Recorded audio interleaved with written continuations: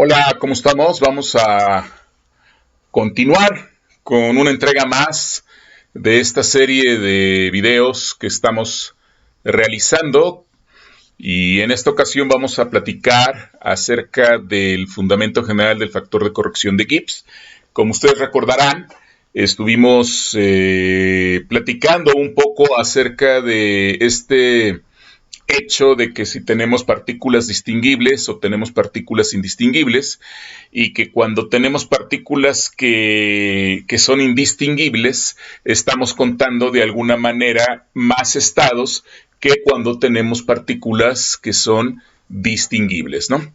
Esto es bien claro, pues porque cuando yo tengo dos partículas que sí las distingo, que sí puedo saber quién es quién, cuando yo tengo un cierto estado, están a una cierta distancia, están en una cierta posición en el espacio-fase, cuando yo probablemente intercambie estas posiciones de estas partículas, esa es una nueva configuración del espacio-fase.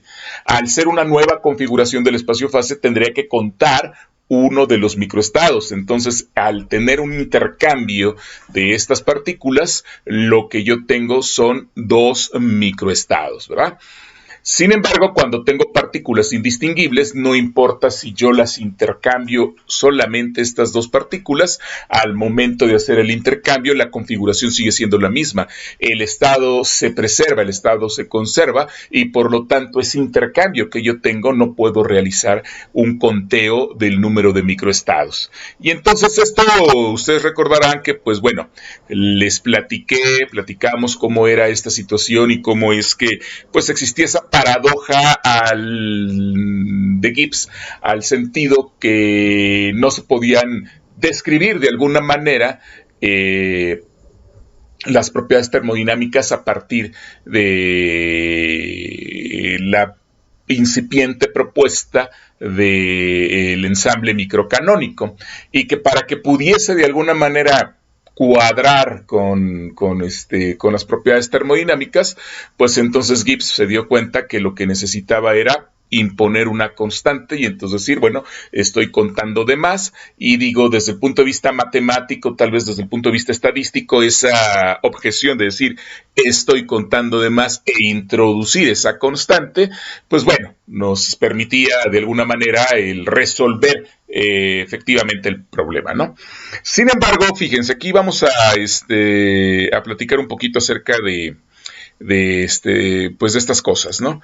Les presento la siguiente información, ¿no? En el ensamble microcanónico, como lo hemos visto, se ha considerado la paradoja de Gibbs, ya es lo que acabo de platicarles, acerca precisamente de la enumerabilidad de las partículas, y que directamente pues nos lleva a esta contradicción con la termodinámica, ¿no? Con el cálculo de las propiedades termodinámicas.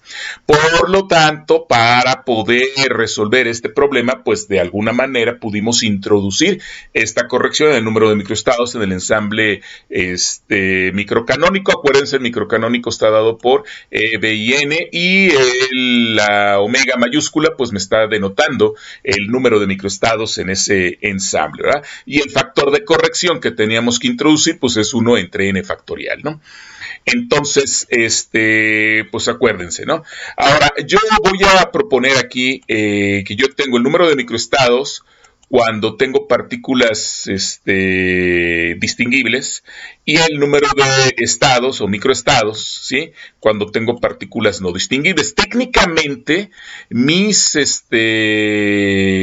ecuación en el espacio-fase, es decir, las integrales que yo tengo que desarrollar en el espacio-fase, técnicamente tienen que ser las mismas, 48 y 49, y entonces esa es la razón por la cual, de alguna manera, debiéramos de introducir nosotros ese factor de corrección, ¿verdad?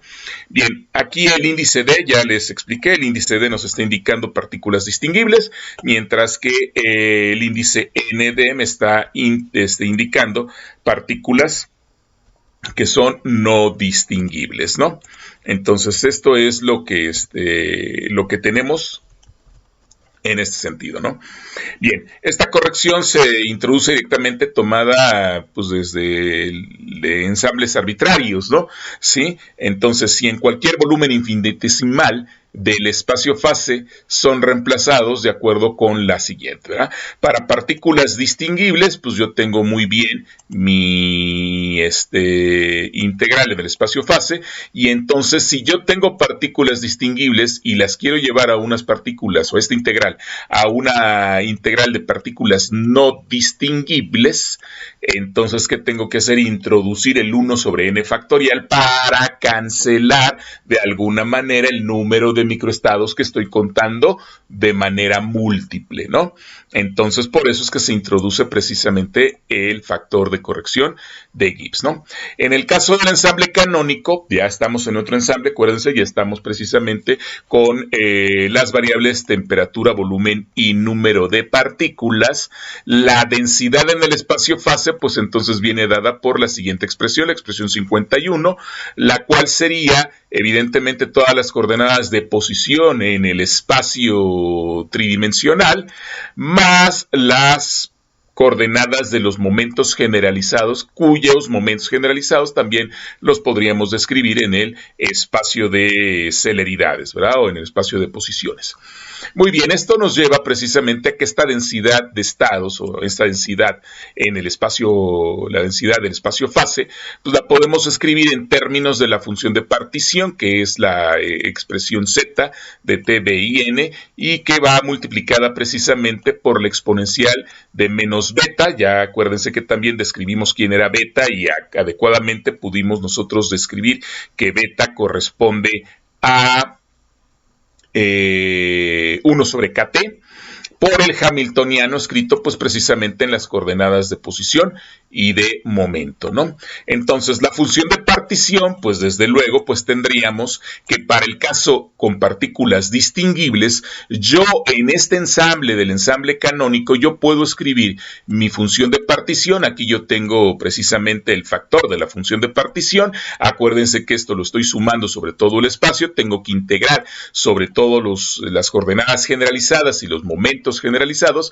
y bueno, dividir sobre 1 sobre h a la 3n, que tiene que ver justamente con la longitud de onda térmica, ¿no? Entonces, mi función de partición, sí, pues evidentemente aquí cuando yo tengo partículas distinguibles no mantiene ni tengo que introducir el factor de corrección de Gibbs. Sin embargo, si de alguna manera yo me paso a un sistema en donde tengo partículas no distinguibles, entonces desde luego que mi función de partición debería de llevar precisamente el 1 sobre n factorial. Y entonces esto nos debe quedar bien claro que es justamente cuando yo tengo partículas que no son distinguibles y que estoy contando de alguna manera al contar la función de partición. Recuerden que la discusión de la función de partición en el ensamble canónico fue precisamente tomarnos una superficie, no necesariamente esférica, pero sí una superficie en el espacio-fase, y en esa superficie del espacio-fase hicimos una subdivisión sumamente pequeña de una retícula, de una red que nosotros proponemos, y hacemos que cada celda de esa red sea lo suficientemente pequeña como para que cada red contenga un microestado, ¿verdad? Y entonces lo que tenemos de alguna manera que hacer es estar contando de alguna forma inteligente el número de microestados que aparecen dentro de nuestra integral volumétrica en el espacio-fase. Y es precisamente de ahí de donde se desprende esta expresión, y entonces considerando que tenemos partículas no distinguibles, el factor de corrección de Gibbs tiene que estar introducido directamente allí sin que nos falte esta generalidad y esta generalización para cuando nosotros trabajemos y tengamos bien claro si estoy trabajando un ensamble clásico, que serían partículas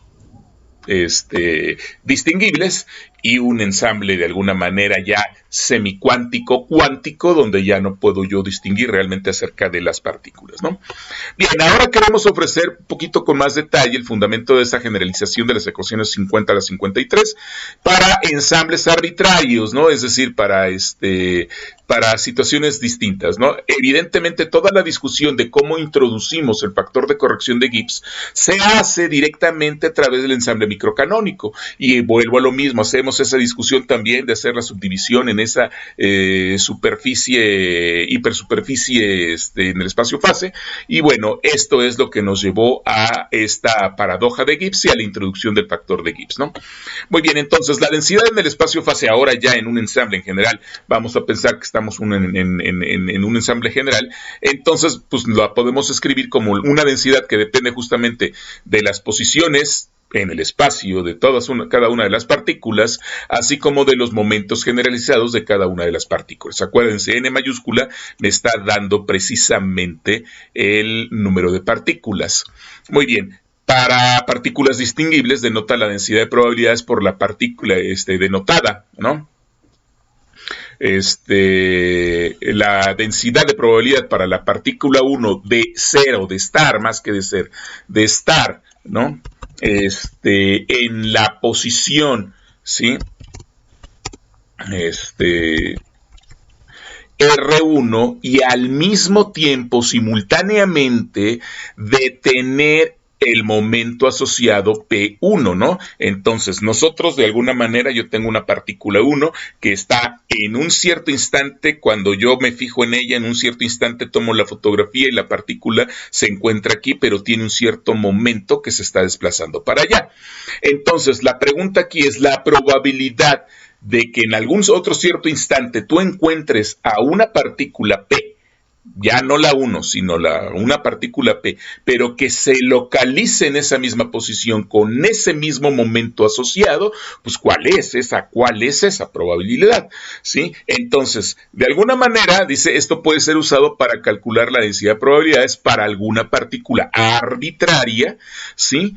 Que puede estar en donde en R1, que es lo que les estoy diciendo, puede encontrarse ahí en R1, ¿sí? Con un momento P1 en esa dirección. Y entonces la otra pregunta sería, bueno, si yo ya puedo localizar esta partícula P1 en esa posición del espacio, con ese momento 1 asociado, ¿cuál sería la probabilidad de encontrar a cada una de las partículas, habiéndolas intercambiado de alguna manera, pero que tengan otras partículas en otras posiciones, pero con los momentos asociados de las partículas anteriores, ¿va? Ese sería un nuevo estado, un nuevo microestado, y esa sería una manera de preguntarnos si efectivamente podríamos calcular esa probabilidad, ¿no? Entonces, para ello, uno solo tiene que sumar las densidades de probabilidades para reenumerar de manera arbitraria las partículas, ¿no? Entonces, lo que estamos diciendo, que es lo que se supone que haríamos en un caso hipotético como el que les acabo de presentar, es que esta densidad del sistema, cuando yo considero que tengo partículas distinguibles, yo las tengo que localizar a cada una de sus partículas en sus posiciones y con sus momentos asociados. Sin embargo, cuando yo tengo partículas no distinguibles, entonces yo puedo hacer de alguna manera un cierto número de permutaciones. Ahora bien, esta situación quiere decir que yo puedo cambiar R1 para esta densidad de partículas distinguibles, yo puedo cambiar R1 en un cierto número de permutaciones, lo mismo R2, lo mismo R3, y así sucesivamente hasta Rn, y ese número de permutaciones lo pude haber realizado sin mayor problema. Esto implicaría, digo, si lo pensamos de alguna manera más, más físico, pues es precisamente cómo se desarrolla la dinámica de las partículas que tienden a moverse y a desplazarse, pues bajo las restricciones que nosotros mantengamos dentro del sistema. Y entonces, pues en algún punto del espacio, por ese punto del espacio, estarán pasando una gran cantidad de veces, innumerablemente, muchas partículas, de tal suerte que cuando yo me asome al sistema y vea de alguna manera ese punto en particular, pues yo podría localizar probablemente, y esta es la pregunta, ¿con qué probabilidad? Cada que me asomo al sistema, me encuentro una partícula, ya no la uno, sino una partícula en esa posición con ese momento asociado. Entonces, esto me llevaría a pensar, pues que hice permutaciones en las posiciones de las partículas y al mismo tiempo permutaciones en los momentos de las partículas, ¿no? Muy bien, esta suma se va a realizar sobre cada una de las permutaciones. P1, Pn son permutaciones de cada una de las partículas, de cada una de ellas, ¿no? Ahora, nosotros, ¿qué es lo que queremos saber? Requerimos que el hamiltoniano, la hamiltoniana del sistema, no tenga cambios para diferentes enumeraciones de las coordenadas y de los momentos de la partícula. Es decir, el hamiltoniano no tiene por qué cambiar. Una vez que nosotros una vez que nosotros obtenemos la hamiltoniana del sistema, acuérdense cómo está definida la hamiltoniana como la energía cinética de las partículas más la energía potencial de las partículas. Pero una vez que yo tengo esta hamiltoniana y que la dinámica de las partículas se está moviendo, pues se mueve de acuerdo precisamente a esa hamiltoniana y a las restricciones que nosotros hayamos impuesto sobre el sistema. No tienen por qué moverse de manera diferente.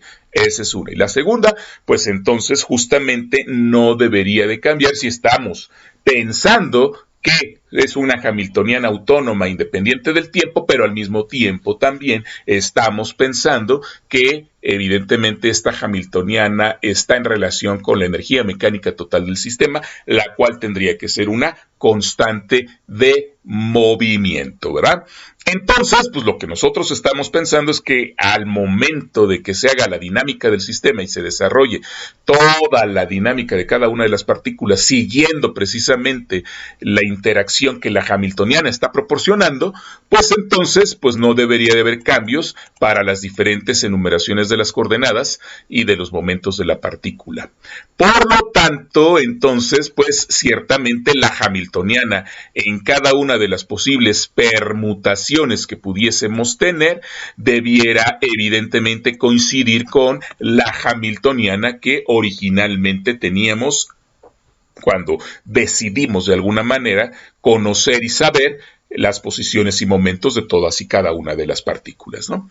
Entonces, por lo tanto, es válido que todas las permutaciones, es decir, todos los cambios que nosotros pudiésemos haber hecho en cada una de esta dinámica que desarrolla el sistema, pues también me permita establecer que yo puedo tener una densidad de estados con permutaciones y que esta densidad de estados tiene que ser exactamente igual a la densidad de estados sin permutaciones, ¿no? Entonces, es una característica general que proviene precisamente del principio de conservación de la energía, ¿no? Porque de acuerdo con la ecuación 50, dependen solamente de R y de P únicamente. ¿A través de quién? Pues a través de la hamiltoniana. La hamiltoniana es solamente una constante, ¿no? Entonces se convierte en una suma que ahora consistentemente tendríamos n factorial sumandos iguales.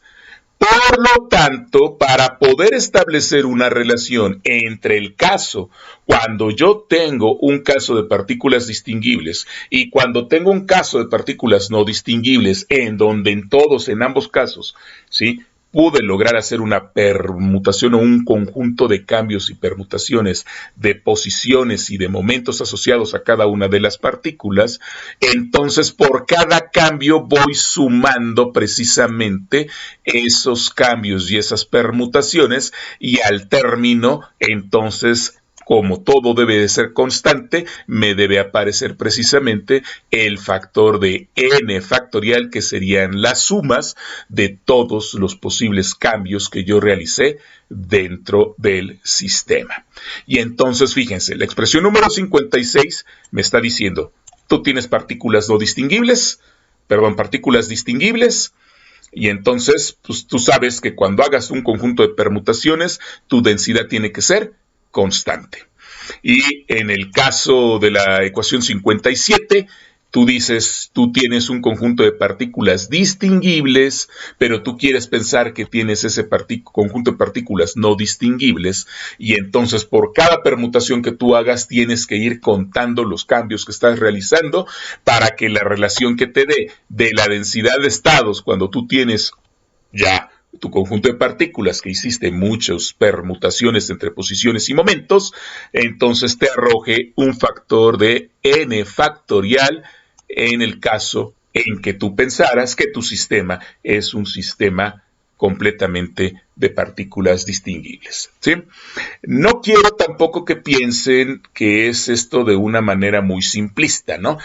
Bueno, pues n factorial lo multiplico por el caso clásico y eso me va a dar el caso cuántico. No es tan simplista, no es esta situación tan simplista. Lo que sí es claro y creo que es entendible es que cada vez que estamos haciendo cambios en momentos asociados a las partículas, pero fundamentalmente en la pregunta que nos estamos haciendo de saber en esa posición del espacio, cuando una partícula está atravesando esa posición del espacio, ¿qué probabilidad tengo yo de encontrarla a una partícula, la que sea, cualquiera que sea, y a esa partícula localizarla con ese mismo momento asociado que tenía yo en una primera observación de mi sistema, ¿no?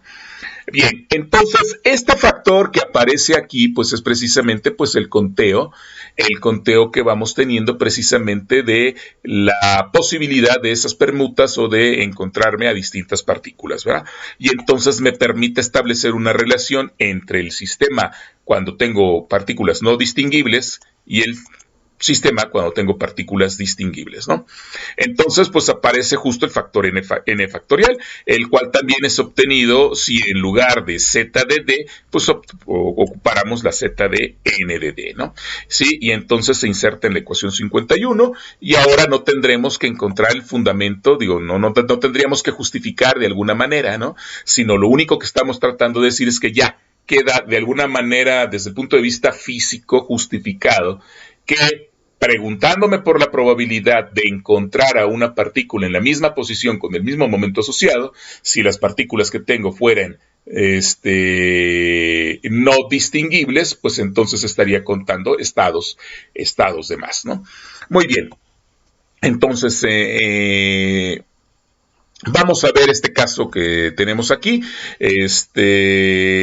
Tenemos una hamiltoniana, la cual es invariante a diferentes enumeraciones. ¿Por qué es invariante a diferentes enumeraciones? Pues es una hamiltoniana que en principio solamente depende de los momentos generalizados, ¿no? Esta hamiltoniana podría ser el caso de un gas ideal, por ejemplo, en donde no hay interacción propia entre las partículas, ¿no? Es un gas ideal, ahí aparece, ¿no? Entonces, esta hamiltoniana cumple con esta condición, ¿sí?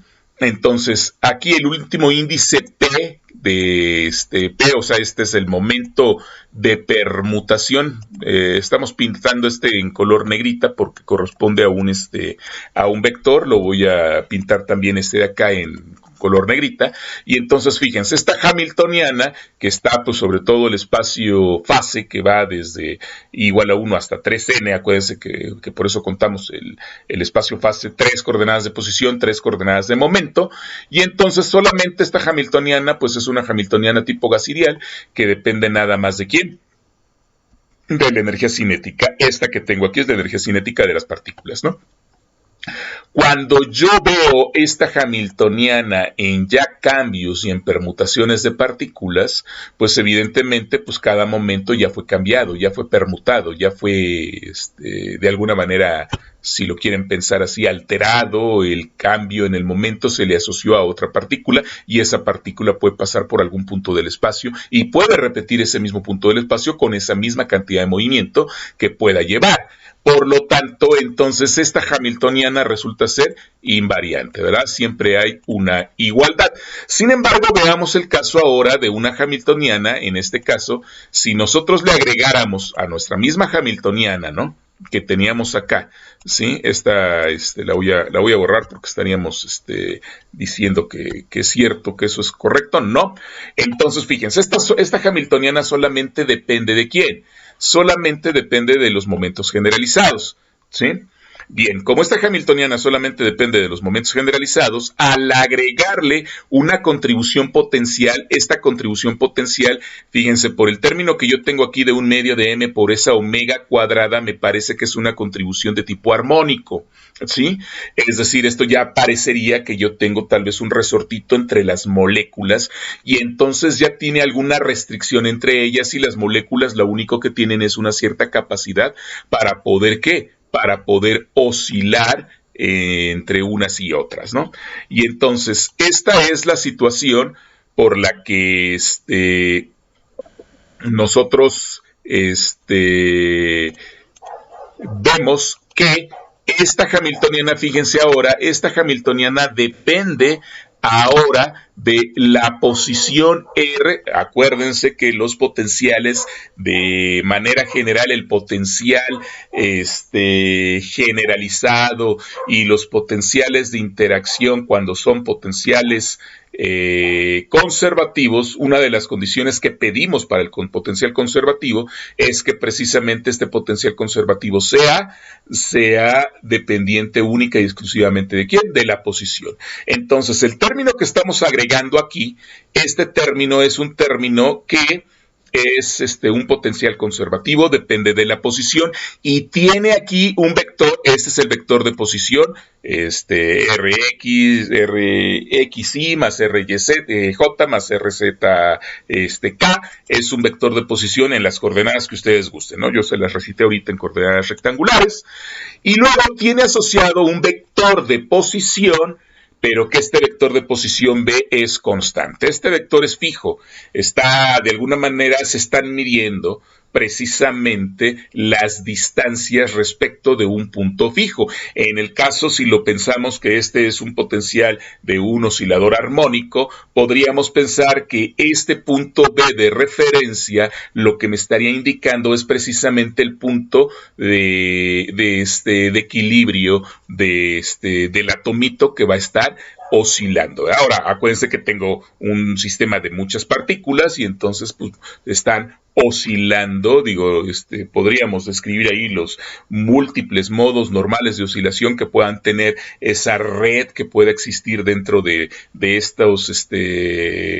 este potencial. Y bueno, esta es una situación. Ahora, cuando hay cambios o permutaciones que nosotros podemos hacer en este caso, ¿sí?, estas permutaciones que yo pueda manejar aquí, a lo mejor las permutaciones en la parte cinética no me haría ningún cambio por lo que yo tengo acá de este resultado de esta hamiltoniana. Entonces, lo que me puede generar un cambio es precisamente esta situación que yo tengo aquí en relación con el punto de referencia y cómo estoy midiendo estas posiciones, ¿verdad?